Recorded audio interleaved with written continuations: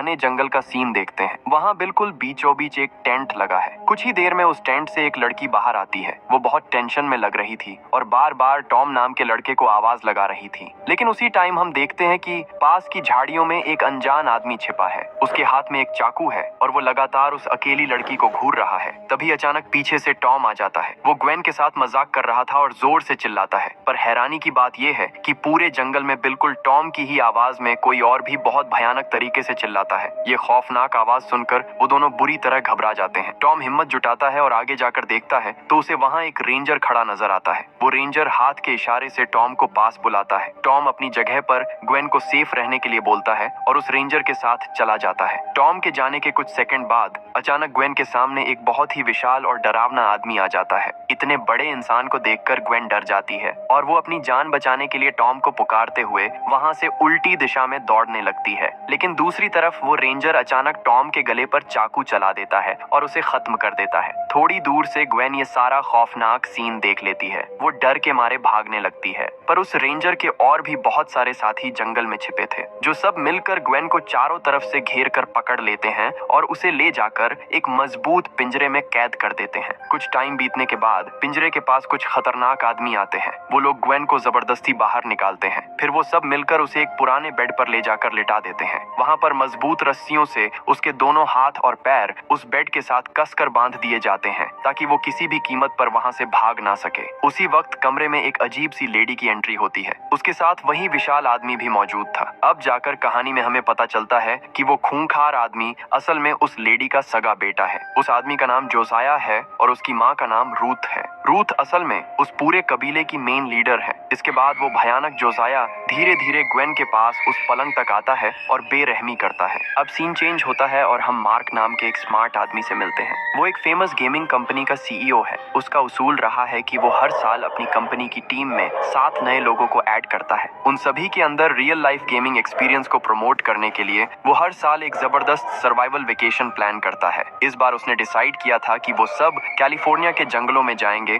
और वहाँ बेहतरीन पेंट बॉल गेम खेलेंगे। अगले दिन पूरी टीम अपनी शानदार गाड़ी में बैठकर वेकेशन एंजॉय करने निकल पड़ती है। रास्ते में लंबा सफर तय करने के बाद वो लोग रेस्ट करने के लिए एक सुनसान गैस स्टेशन पर रुकते हैं। वहाँ एडम नाम का एक टीम मेंबर गाड़ी में फ्यूल डलवाने के लिए बाहर ही रुक जाता है। तभी उसे फील होता है कि वहाँ दूर बैठा एक अनजान आदमी अजीब तरीके से लगातार उसी को घूर रहा है। वहीं टीम के बाकी लोग फ्रेश होने के लिए अंदर कैबिन में जाते हैं। वहाँ का असिस्टेंट बहुत अजीब बर्ताव कर रहा था, लेकिन वो सभी लोग अपने मजे में थे, इसलिए उन्होंने इस डरावनी बात पर ध्यान नहीं दिया। बाहर की तरफ क्रिस और जॉनी अपनी गन निकालकर प्रैक्टिस करने में लग जाते हैं। कुछ देर बाद जब सब लोग बाहर आते हैं तो ली की नजर एक दीवार पर पड़ती है। उसे वहाँ टॉम और ग्वेन का पुराना मिसिंग पोस्टर लगा हुआ दिखता है। वो उसे ध्यान से देख ही रही थी कि तभी मार्क तेज आवाज देकर उसे बुला लेता है। मार्क अपनी टीम को गेम के रूल्स समझाते हुए कहता है कि हम सभी इस गेम के लिए 2 अलग टीम में बंट जाएंगे। पहली टीम का नाम अल्फा होगा और दूसरी टीम का नाम बेटा। जो भी टीम अपनी ऑपोजिट टीम के सारे मेंबर्स को ढूंढकर उन्हें सबसे पहले टर्मिनेट कर देगी, वही टीम इस गेम की असली विनर बनेगी। ठीक उसी वक्त कहानी वापस ग्वेन पर शिफ्ट होती है। वो बेबसी की हालत में अपने बेड पर लेटी है। तभी कमरे के दरवाजे से वो लेडी अंदर आती है।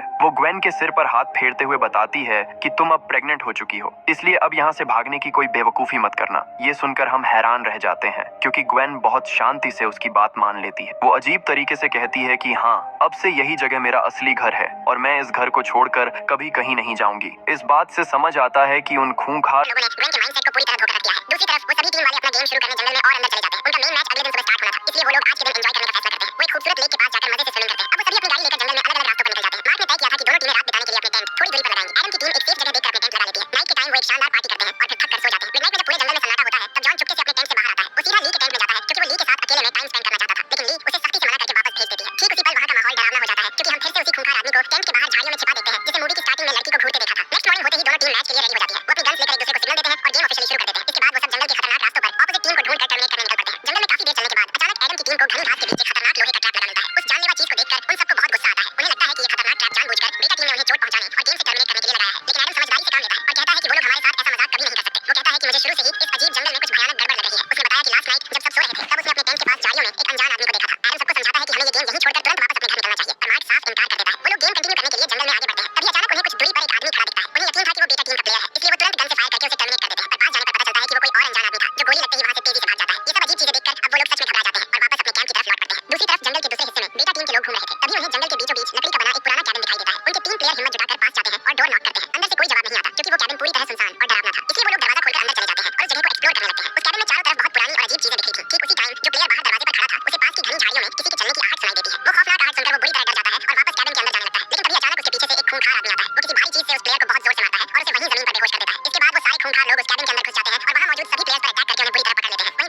टीम के लोग जब अपनी जान बचाकर वापस अपने कैंप पहुंचते हैं तो वहां का डरावना नजारा देखकर उनके पैरों तले जमीन खिसक जाती है। उनके सारे टेंट बुरी तरह टूटे और फाड़े गए थे। उनका सारा कीमती सामान पूरी तरह गायब हो चुका था। वो घबराकर अपनी बेटा टीम से कांटेक्ट करने का ट्राई करते हैं, लेकिन जैसे ही रेडियो जुड़ता है उन्हें दूसरी तरफ से अपने दोस्तों के दर्दनाक तरीके से रोने और चीखने की आवाजें सुनाई देती है। उस भयानक आवाज को सुनकर वो सब समझ जाते हैं कि उनके दोस्त बहुत बड़े खतरे में फंस चुके हैं। अपनी जान बचाने और दोस्तों की हेल्प करने के लिए वो सभी तेजी से अपनी गाड़ी की तरफ भागते हैं, पर जैसे ही वो चाबी घुमाते हैं गाड़ी स्टार्ट नहीं होती। किसी ने बहुत चालाकी से उनकी गाड़ी का फ्यूल टैंक खाली कर दिया था। ठीक उसी पल उन्हें लेक के दूसरी तरफ एक रहस्यमय आदमी खड़ा दिखता है। जॉन जैसे ही उस आदमी की तरफ ध्यान से देखता है वो खूंखार आदमी बहुत फुर्ती से एक नुकीला तीर सीधा उसकी तरफ चला देता है। वो तीर सीधे जॉन को लगता है और जॉन वहीं तड़प कर मारा जाता है। अपने दोस्त को इस तरह मरता देखकर बाकी सब लोग बुरी तरह डर जाते हैं और बिना सोचे समझे वहां से अंधाधुंध भागने लगते हैं। वो लोग लगातार भागते हैं और आगे जाकर एक बहुत बड़े पेड़ के पीछे छिप जाते हैं, लेकिन वो शिकारी लोग पीछा करते हुए ठीक उनके पीछे आ पहुंचते हैं और उन पर भयानक तरीके से अटैक कर देते हैं। तभी पॉल हिम्मत दिखाता है और अपनी पेंट गन से एक भारी पेंट बॉल फायर करके एक शिकारी को दर्द से नीचे गिरा देता है। जैसे ही मौका मिलता है वो तीनों बिना पीछे मुड़े बहुत तेजी से आगे भाग निकलते हैं। भागते भागते वो पास की एक ऊंची पहाड़ी पर जाकर रुकते हैं और फोन से वहां के रेंजर को हेल्प के लिए कॉल करते हैं। रेंजर भरोसा देता है और पास की पक्की रोड पर जल्दी आने को कहता है। वो तीनों पहाड़ी से उतरकर भागते हुए उस रोड तक पहुंच जाते हैं। रेंजर उन तीनों को अपनी गाड़ी में सुरक्षित दिखाता है और वहां से लेकर निकल जाता है। और कुछ दूर जाने के बाद अचानक वो रेंजर अपनी गाड़ी एक सुनसान और कच्चे रास्ते की तरफ मोड़ लेता है। ये देखकर एडम को भारी गड़बड़ फील होती है। वो तुरंत पूछता है कि तुम हमें इस तरफ कहां ले जा रहे हो। तब जाकर असली सच्चाई सामने आती है कि वो कोई रेंजर नहीं है, बल्कि वो भी उन्हीं खूंखार जंगली लोगों का आदमी है। अब वहां पर उस रेंजर के और भी खतरनाक आदमी पहुंच जाते हैं। वो सब मिलकर उन्हें घेर लेते हैं और बुरी तरह बंदी बना लेते हैं। इसके बाद उन्हें घसीटते हुए एक जेल में ले जाया जाता है, जहां उन्होंने पहले से ही उनके बाकी साथियों को बुरी हालत में कैद करके रखा हुआ था। दूसरी तरफ वो दरिंदे लोग मैगी को सीधा उस लेडी के पास ले जाते हैं। मैगी डर के मारे बहुत ज्यादा चीखती है, इसलिए वो लोग उसे भारी इंजेक्शन लगाकर वहीं बेहोश कर देते हैं। वहीं दूसरी तरफ पिंजरों में बंद एडम बहादुरी के साथ खुद को फ्री करने की कोशिश करता है। ये देखकर लेडी के खूंखार आदमी भड़क जाते हैं। वो उसे बुरी तरह पीटते हैं और एक अंधेरे रूम में ले जाकर रस्सियों से बांध देते हैं। तब वो रेंजर उसके पास आता है और पूछता है कि तुम लोग आखिर यहाँ क्यों आए हो। एडम दर्द से कराहते हुए सच बता देता है कि हम यहाँ अपने गेमिंग प्रोजेक्ट को पूरा करने शहर से आए हैं, लेकिन वो रेंजर उसकी बात पर यकीन नहीं करता। वो गुस्से में कहता है कि मुझे पता है कि तुम लोग FBI से हो और हमारी जमीन पर कब्जा करने आए हो। दरअसल अब कहानी में हमें पता चलता है कि ये जंगली लोग आखिर हैं कौन। इस विशाल जंगल में एक खतरनाक कल्ट ग्रुप रहता है। इस ग्रुप की सबसे मेन लीडर वो भयानक लेडी है और इसी वजह से कबीले के सब लोग उसे मदर बुलाते हैं। ये लोग जंगल में रास्ता भटकने वाले मासूम ट्रैवलर्स को शिकार बनाते हैं। वो मेल लोगों को बेरहमी से मार देते हैं, लेकिन फीमेल लोगों का यूज अपनी पीढ़ी आगे बढ़ाने के लिए बहुत गलत तरीके से करते हैं। इस बार इन्होंने इन बेगुनाह लोगों को गलती से FBI समझ लिया था। वो क्रूर रेंजर एडम को काफी ज्यादा पीटता है और उसके सामने ही उसके एक साथी को बेरहमी से मार देता है। बाद में वो अपने आदमियों से एडम को तड़पाकर मारने को ऑर्डर देता है और वहां से चला जाता है, लेकिन तभी एडम अपनी पूरी ताकत लगाता है, खुद को फ्री कर लेता है और उस आदमी को मार डालता है। इसके बाद वो बड़ा सा चाकू लेकर उस अंधेरे रूम से बाहर आता है। वो छुपकर देखता है कि उस खतरनाक कल्ट ग्रुप के बहुत सारे मेंबर वहां अपना काम बहुत ध्यान से कर रहे थे। दूसरी तरफ ली को भी तैयार करके सीधा मदर के पास ले जाया जाता है और एक गंदे बेड पर बांध दिया जाता है। वहां वो विशालकाय जोसाया आता है और मदर उसे ली के साथ बेरहमी करने को कह देती है। बाहर जंगल में छुपते हुए जब एडम जाता है तो उसे अपने बाकी साथी मरे मिलते हैं, इसलिए एडम अपने बचे दोस्तों को बचाने के लिए वापस अंडरग्राउंड में आ जाता है। जेल में जब गार्ड को पता चलता है कि एडम भाग गया है तो वो गुस्से में पागल होकर बाकी लोगों को पीटने लगता है, लेकिन तभी अचानक वहां एडम आ जाता है। वो पीछे से गार्ड को पीटकर बेहोश कर देता है। इसके बाद वो जल्दी से अपने बाकी साथियों को फ्री करता है, पर उनमें से एक साथी दम घुटने से पहले ही मर चुका था। अब वो तीनों जिंदा बचे लोग चेहरे पर मास्क लगाते हैं और उस खौफनाक जेल से बाहर आ जाते हैं। दूसरी तरफ ली बहुत चालाकी दिखाती है। वो जोसाया को अपनी तरफ अट्रैक्ट करती है और धोखे से हाथ पैर खुलवा लेती है। फिर सही मौका देखकर वो वहां से बहुत तेजी से बाहर निकलती है। जब उस खूंखार रेंजर को पता चलता है कि जेल के सारे कैदी भाग गए हैं तो वो गुस्से से पागल हो जाता है। वो बाहर खड़े अपने आदमियों को अंदर बुलाता है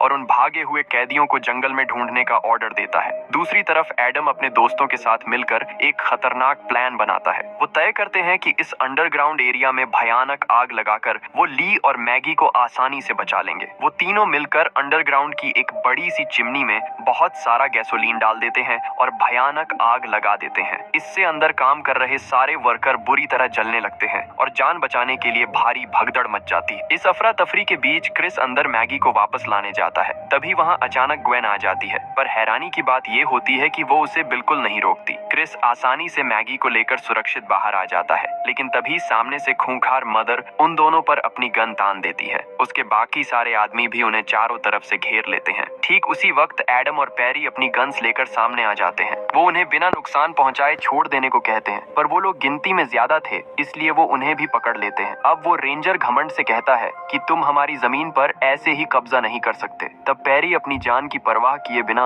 उस पर फुर्ती से अटैक करता है और उसकी गन छीन लेता है। उसी वक्त क्रिस हिम्मत दिखाता है और खतरनाक मदर को पीछे से पकड़ लेता है। अपनी लीडर की जान खतरे में देखकर सारे गार्ड मजबूर होकर अपने वेपन जमीन पर गिरा देते हैं, लेकिन तभी वो शातिर मदर अपने कपड़ों से एक चाकू निकालती है और क्रिस को बहुत बेरहमी से मार देती है। अपने दोस्त को मरता देख पैरी गुस्से में आकर उसे शूट कर देता है, जिससे मदर की मौत हो जाती है। मौका पाकर वो चारों जिंदा बचे लोग वहां से तेजी से भागते हैं। आगे जाकर घने जंगल में पैरी एक लोहे के ट्रैप में बुरी तरह फंस जाता है। वो दोस्तों को बचाने के लिए पीछे से आ रहे खूंखार लोगों को गन से रोके रखता है और बाकी तीनों को आगे जाने को कहता है। वो तीनों भागते हुए एक बहुत ऊंची पहाड़ी के बिल्कुल टॉप पर पहुंच जाते हैं, पर अब वो बुरी तरह फंस चुके थे। आगे बहुत गहरी खाई थी और पीछे खतरनाक लोग मारने आ रहे थे। मौत को करीब देखकर मैगी बहुत डर जाती है। वो हार मान लेती है और उस गहरी खाई में कूदकर खेल खत्म कर लेती है, लेकिन एडम और ली हिम्मत नहीं हारते। अपनी जान बचाने के लिए वो पहाड़ी के सहारे बहुत मुश्किल से धीरे धीरे नीचे उतरते हैं। उसी वक्त पहाड़ी के ऊपर वो रेंजर अपने आदमियों के साथ आ जाता है, पर वो गोलियां नहीं चलाता क्योंकि उसे ली हर हाल में जिंदा चाहिए थी। सही मौका पाकर वो दोनों एक गहरी लेक में सीधे कूद जाते हैं। पानी के अंदर तैरते हुए वो दूसरे किनारे से सुरक्षित बाहर निकलते हैं और फिर से भागने लगते हैं। काफी देर भागने के बाद उन्हें जंगल में वही ओल्ड कैबिन दिखाई देता है। वो थोड़ी देर छुपने अंदर जाते हैं। वहाँ उनका एक गार्ड आ जाता है, पर एडम बहुत चौकन्ना था।